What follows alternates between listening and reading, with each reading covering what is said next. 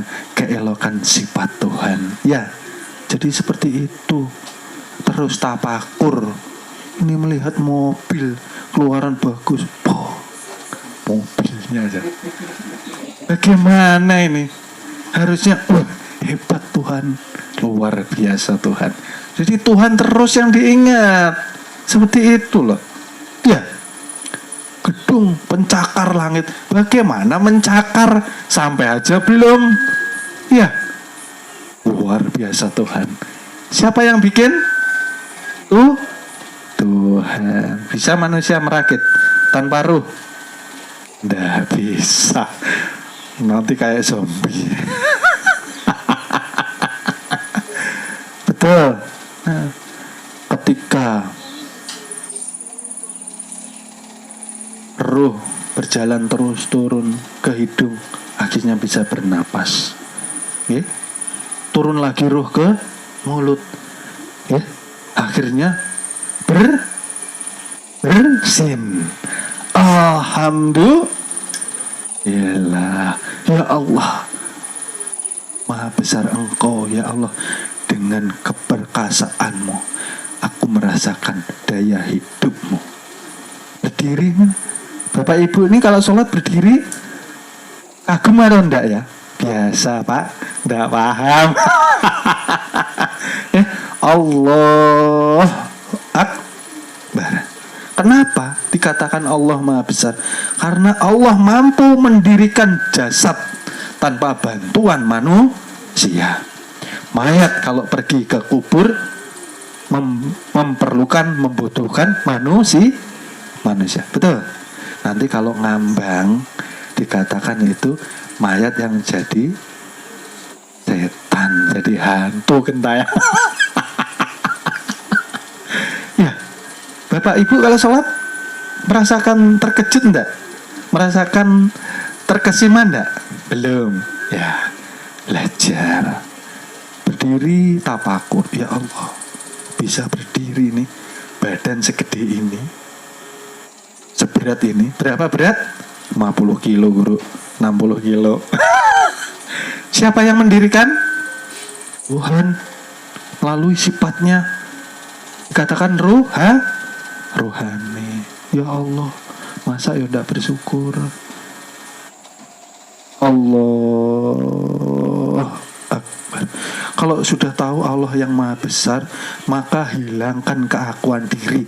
Mulai detik pertama menyatakan kebesaran Tuhan di takbiratul ihram. Berarti sudah, jangan merasa sampean, jangan merasa kita lagi yang sholat. Itulah. Karena di dalam sifat jalal atau kebesarannya yang berdiri mendirikan jasad badan jasmani, di sini terkandung kekuasaan Tuhan yang kuasa menguatkan dan melemahkan manusia. Ayo, bagaimana? Orang tuh kalau banyak kuburnya, ya banyak ndak syukurnya sama Tuhan. Kalau terus diuji dengan sakit, baru dia merasa, oh ternyata yang mendirikan saya itu dulu Tuhan. Paham lah sampai nih? Kalau sudah masih berdiri tegak, sehat, segar, bugar, banyakin bersyukur mulai detik ini. Kalau sudah dibuka rahasianya, ya Allah, sampai tidak mau berdiri, tidak mampu sampean. Kalau tidak ada ruh, ya. Tapi kalau ada sudah benci, Allah sudah murka. Kalau sudah dicabut, Allah kuasa melemahkan. Ayo, siapa yang sudah dilemahkan Tuhan mampu kembali kuat? Bisa. Orang yang sudah tua itu bongkok dia. Tadinya muda kuat ngangkat 5 kilo. Ya, 6 kilo kuat. Kalau tua kuat nggak? Nggak kuat. Berarti Allah sudah melemah untuk menunjukkan sifatnya. Aku ini yang kuasa. Kamu nggak punya kuasa apapun. Maka taatlah. Bagaimana? Sadar enggak manusia ini?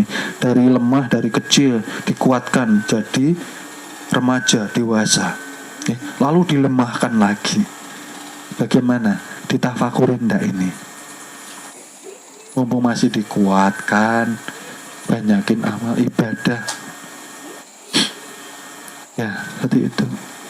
Sholatannya aja belum dihayati kok. Dalam sholat ini kandungan sifat Tuhan yang harus kita tapakuri, kita tidak dapat. Bagaimana? Dikatakan orang syariat bisa khusyuk. Nah, pikiran masih kemana mah? Jarang tapakur di dalam dirinya sendiri. Betul. Nah, Allah Akbar menyatakan lisan di hati dia yang masih merasa kuat, di hati dia yang merasa masih beramaliyah. Itulah keakuan. Nafsu. Oleh sebab itu nafsu ini jatahnya di neraka. Kan dikatakan kalau sudah akhir balik belajar ilmu agama berarti harus mengacu kepada Al-Quran dan hadis. Kenapa banyak anak muda sekarang yang nggak paham? Karena anak muda sekarang yang dikejar, yang disasar hanya ilmu dunia. Di perguruan ini diseimbangkan. Ilmu dunia pelajari, ilmu dunia kuasai, ilmu akhirat pun harus dipegang. Jangan dilepas. Kalau dua-duanya bisa jalan, sempurnalah hidup kalian. Kan seperti itu. Ilmu dunia saja itu akan mencetak manusia-manusia yang lupa diri. Manusia-manusia yang punya sifat pengkhianat. Nah, tidak amanah dengan Tuhan. Ya. Pekerjaannya bagus, mapan, lancar, jabatan tinggi, nyaman, kaya, raya, tidak merasa butuh Tuhan. Tidak sholat juga lancar rezeki kok. Kayak apa?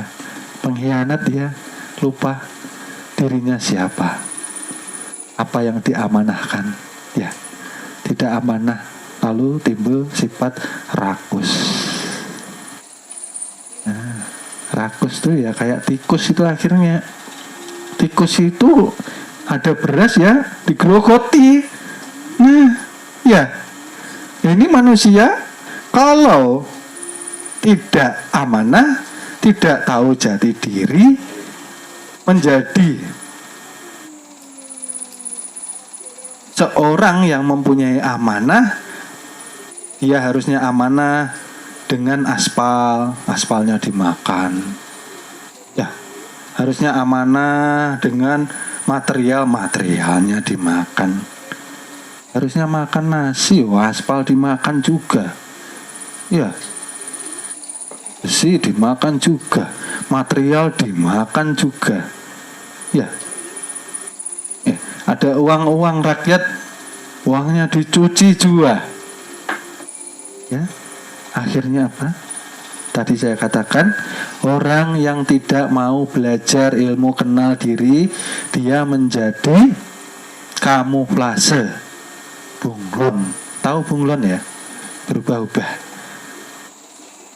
Casingnya dilihat zohirnya manusia, memang manusia, pakai jas, baju bagus ya. Tapi kalau di hadapan para kekasih Tuhan tidak bisa dibohongi. Ya, sifatnya sifat siapa? Sifat setan. Sifatnya setan tuh, tidak punya kasih sayang. Dengan rakyat kecil tega menipu. Rakyat kecil ditindas.